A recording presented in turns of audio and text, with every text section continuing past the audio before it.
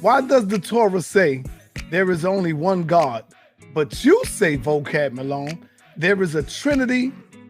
There is a Trinity of gods with equal power and dominion. You state that, right? Nope, never said gods. I literally said again and again, there's only one God. Oh, so you're saying that, what about the Trinity? The Trinity means the one true God is three persons. He is not three gods. The so one you're saying true God is three distinct persons. One, you saying, or they're three individually? There's three distinct persons in the one true being who is God. That's literally the definition of the Trinity. There's not multiple gods. Remember I reiterated in my opening statement, I'm a monotheist. So hold on, can you turn to the book of Shimmy Deuteronomy 6 and 4 and read it for the people? The Shema. That's a great passage.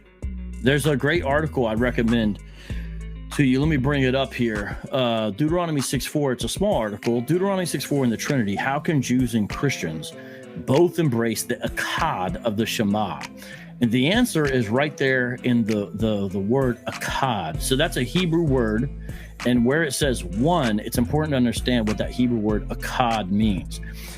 I'll give you an example of the way that word is used. Are you reading 6 and 4? You read 6 and 4? Deuteronomy 6:4. Hear, O Israel, the Lord our God is one. I don't even need to turn there. It's the Shema. Right, it's the cry of Israel. Shema Israel. Look at Numbers 13:23. If you look at that, there's a cluster of grapes. It's only one cluster of grapes that is described using the word akkad. Genesis 2:24, where a man and a woman become one flesh. It's two, yet they become one. What's the word for one there? It's akkad.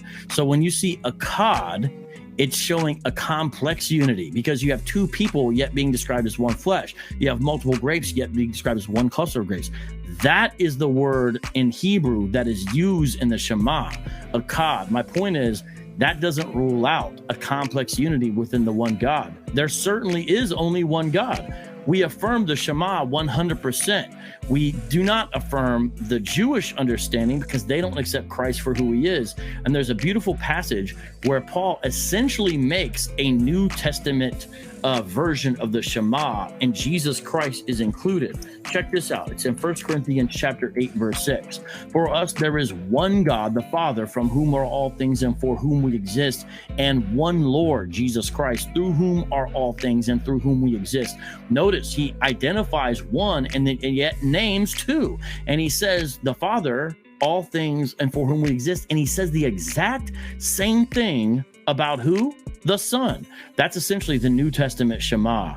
And so the Trinity is not three gods. It's three persons, one God. God's being is not like any created thing on the planet.